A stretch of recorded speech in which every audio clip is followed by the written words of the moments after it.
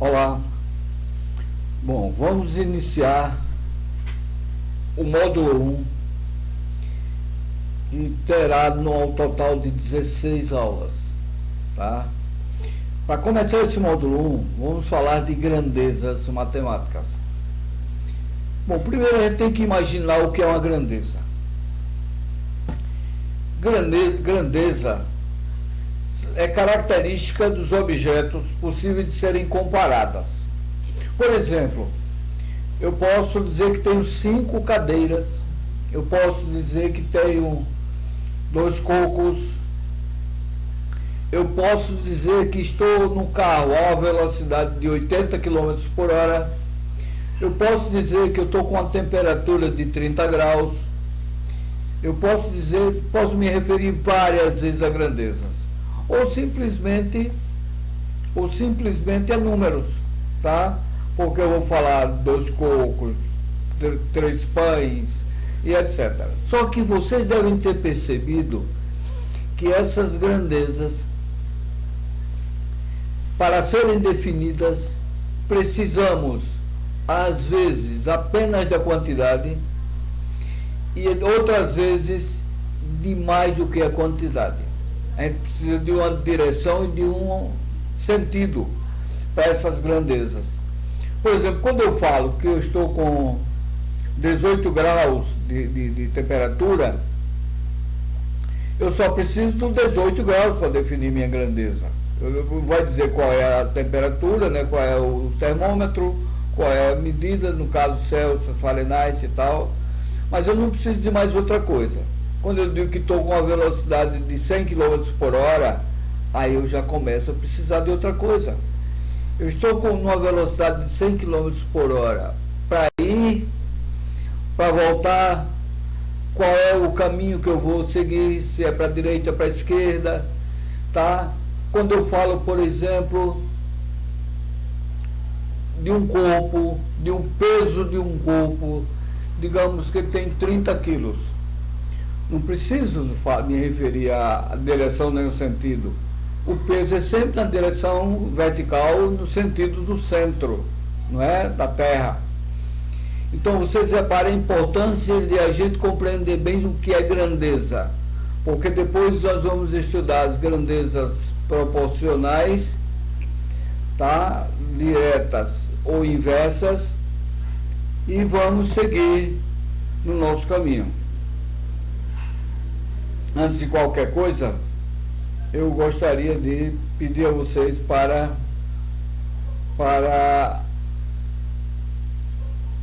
curtir as aulas da gente, né? Para a gente ficar tendo conhecimento de se vocês estão gostando ou não. Isso vai ser muito importante para mim, para que eu me motive mais, para que eu procure acertar mais e seja mais claro para vocês, tá?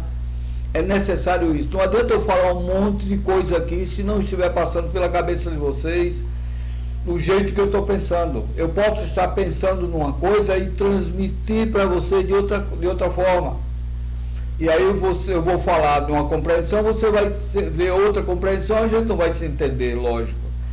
Então é preciso que haja a compreensão do que eu estou falando.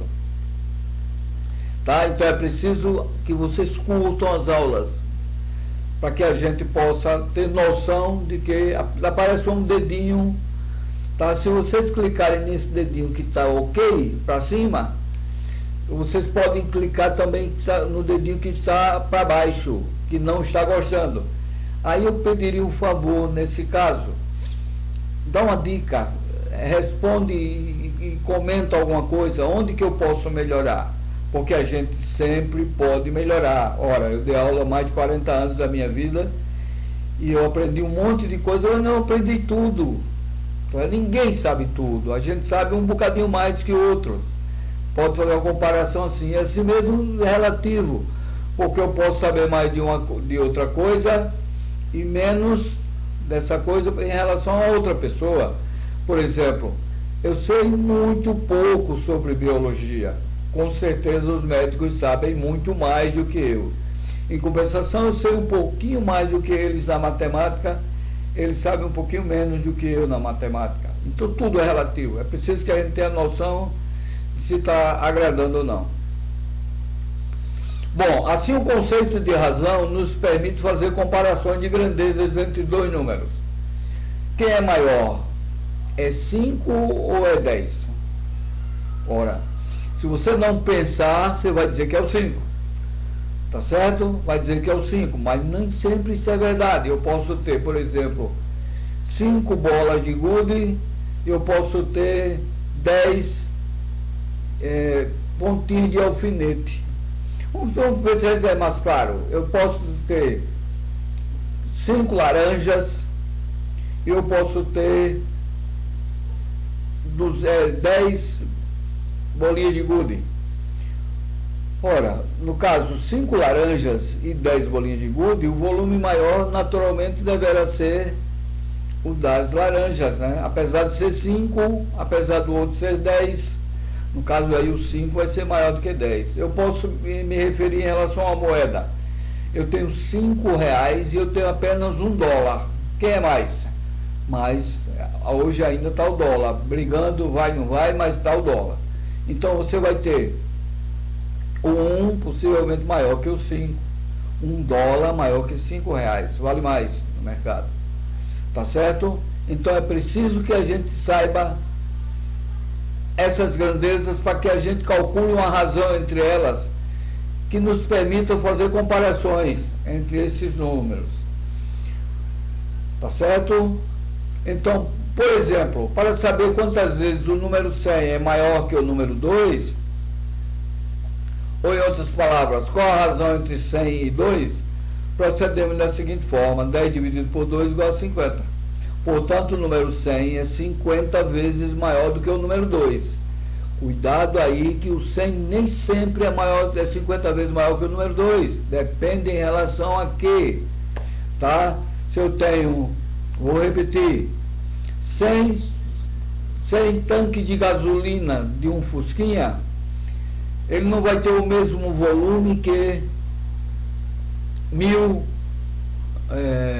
vamos inverter, ele não vai ter o mesmo volume que um só tanque de uma carreta. O tanque da carreta deve ser maior, não é, do que 100 de um Fusquinha, e assim por diante. Então é preciso que a gente veja a grandeza do que ela trata, para que a gente possa dividir uma pela outra, tá? Que eu só posso comparar grandezas iguais. Por exemplo, eu não posso dizer quem é maior, 5 laranjas ou 20 bananas. Eu não posso fazer essa relação. Eu não posso comparar bananas com laranjas, tá? Eu só posso fazer comparação entre grandezas de mesmo significado, tá certo? Bom, eu falei em razão. O que é a razão entre duas grandezas? A razão entre duas grandezas vai ser o quociente de uma pela outra. Por exemplo, se eu tenho o número 100, como eu falei antes, e o número 50, o 100 absolutamente é 50 vezes igual ao número 2. Tá certo? O que é que nós temos mais que discutir aí para a gente compreender o que é grandeza? Por exemplo, se eu tenho um triângulo, o perímetro dele é a soma dos 3 lados. E a razão seria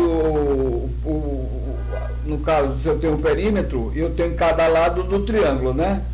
Se eu pegar a razão entre o perímetro desse triângulo e cada um dos lados, o perímetro vai ser maior, não é? Então eu vou ter uma grandeza comparada com outra grandeza. Vou repetir, só podemos comparar grandezas de mesmo tipo, tá?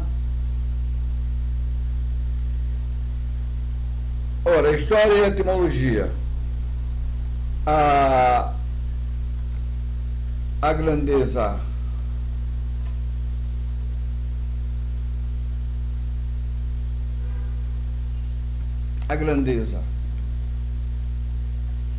a relação entre as grandezas, no caso,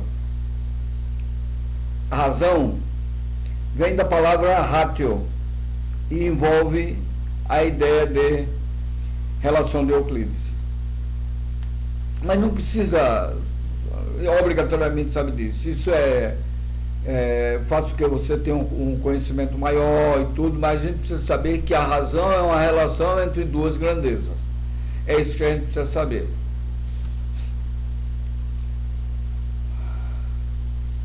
Já falamos para vocês sobre grandezas, que a gente precisa apenas do número, e grandezas que a gente precisa saber do número, de uma direção e de um sentido.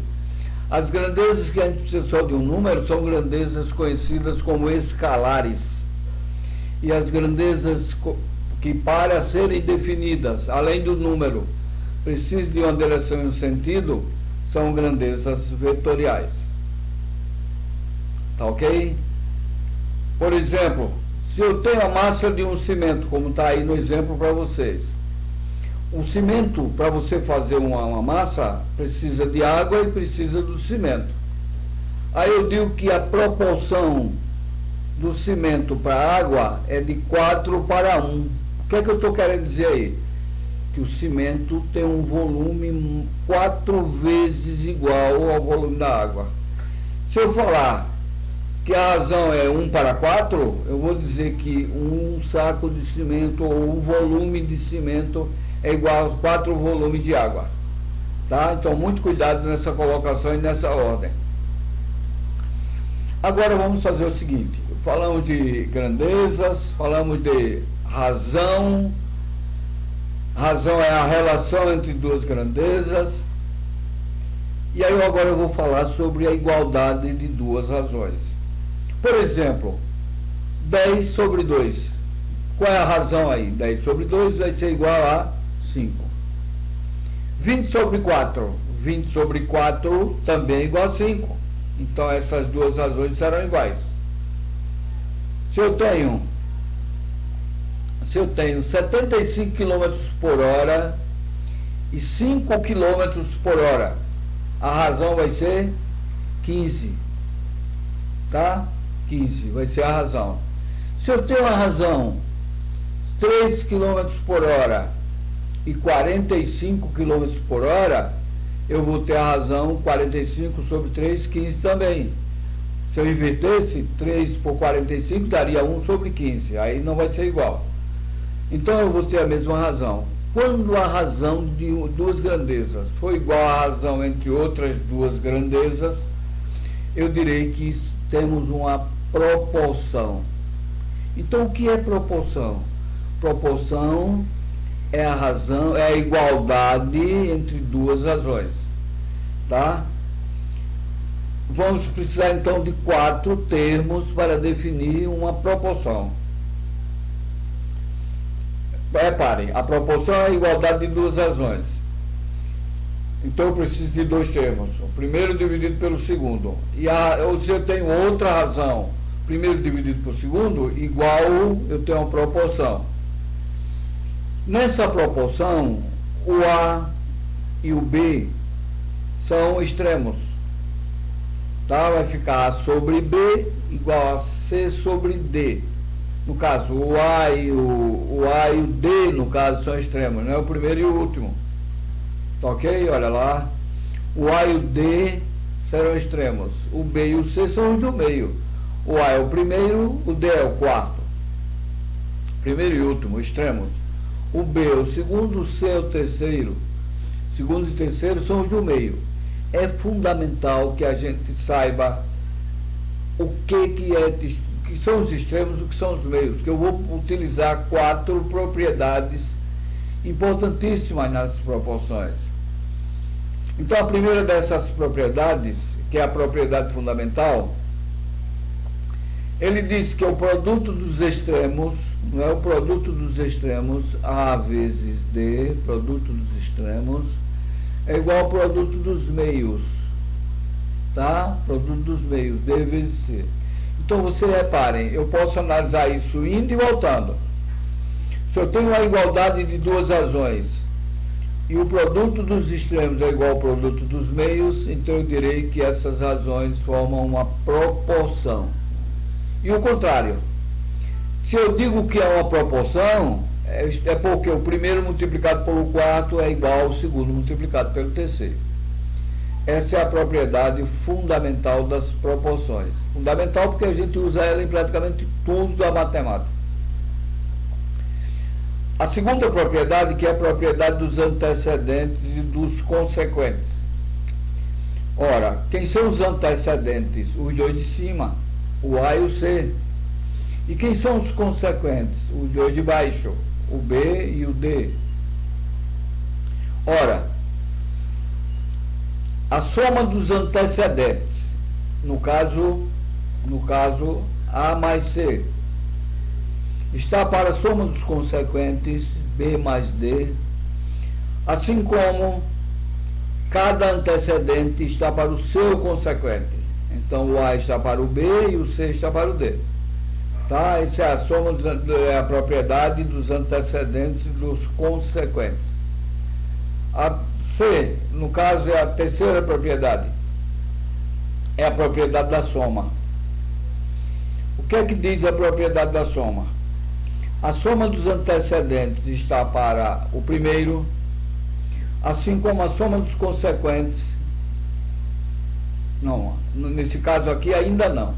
Nesse caso aqui eu tenho soma dos antecedentes, não é A e B. A e B não são antecedentes, ó. A e C é que são antecedentes, está vendo aqui? Eu poderia corrigir isso, mas não vou corrigir, vou deixar de propósito para que vocês entendam. O A e o C são antecedentes, o B e o D são consequentes. Então a soma dos primeiros A e B, primeiro A e B, estão para a soma dos últimos, C mais D, assim como a soma dos primeiros está para o primeiro, a soma dos últimos está para o terceiro. Então vamos ter aqui, A mais C, soma dos primeiros, está para A, que é o primeiro, olha ele aqui, A mais B está para A, assim como a soma dos últimos, C mais D, está para o terceiro, que é o C. Certo? Ou então eu posso pegar a soma dos primeiros está para o B, que é o segundo, assim como a soma dos últimos está para o D, que é o quarto. Ok? Essa é a terceira propriedade. Propriedade dos produtos, que diz o seguinte: o produto dos antecedentes, A vezes C, A vezes C, A vezes C, está para o produto dos consequentes, B vezes D, aqui ó, B vezes D, assim como o quadrado do primeiro está para o quadrado do segundo, o quadrado do terceiro está para o quadrado do quarto. Então eu enuncio da seguinte forma: o produto dos primeiros está para o produto dos últimos, a soma, o produto dos primeiros, A e C, não é dos primeiros, é dos antecedentes. Não é, cuidado para não se trocar aqui. A soma o produto dos primeiros está para o produto dos antecedentes. Ou o produto dos antecedentes. O produto dos antecedentes já para o produto dos consequentes, assim como o quadrado de cada antecedente está para o quadrado do seu consequente. Temos que saber essas regras. Lembram vocês que nós falamos que são muitas regras e precisamos saber a maioria delas, pelo menos. Se puder sabermos todas, melhor. Mas aqui não tem dificuldade, é para lá.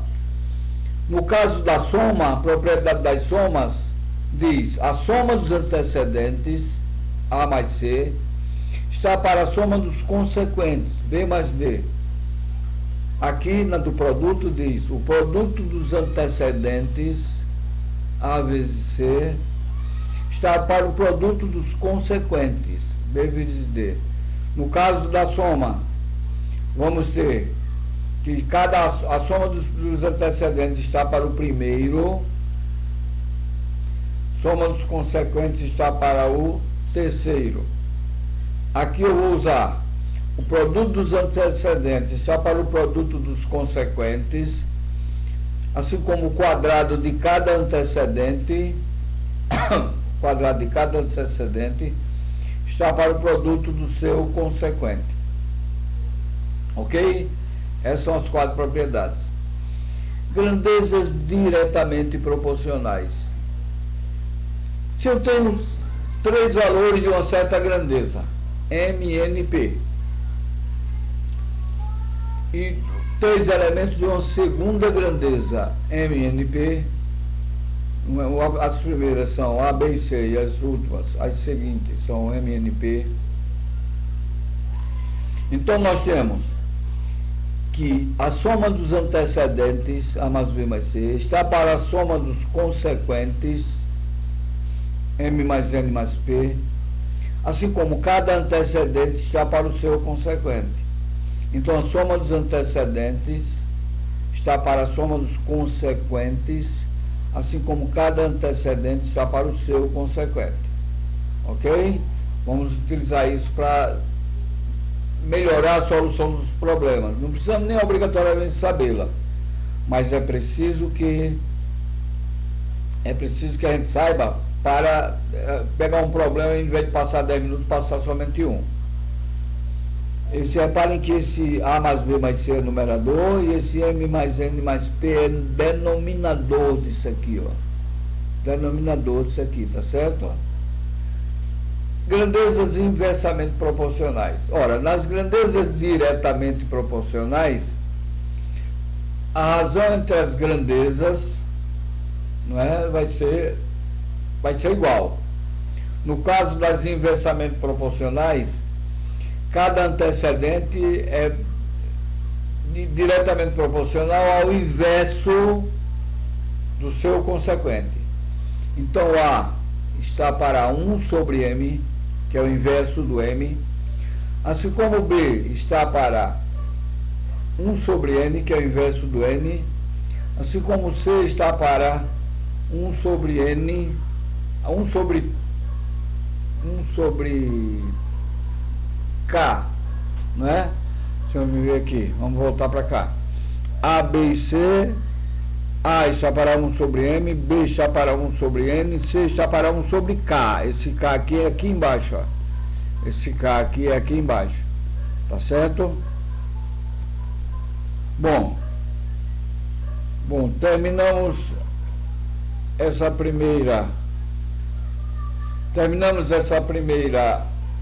primeiro assunto. É preciso que a gente entenda ele muito bem, senão a gente não vai entender o resto. E nas próximas aulas nós vamos aprofundar mais isso e também vamos resolver exercícios. Na solução dos exercícios vocês ficarão compreendendo muito melhor do que apenas na teoria. Tá bom? Lembrando sempre de curtir o dedinho no YouTube, para que a gente tenha uma noção de como a gente está dando. Tá certo? Esse primeiro assunto, possivelmente nós vamos ter um trabalhinho mais para entender, mas quando for fazer os exercícios vai ficar claríssimo e nós vamos ter mais vontade de estudar. Certo? Até a próxima então.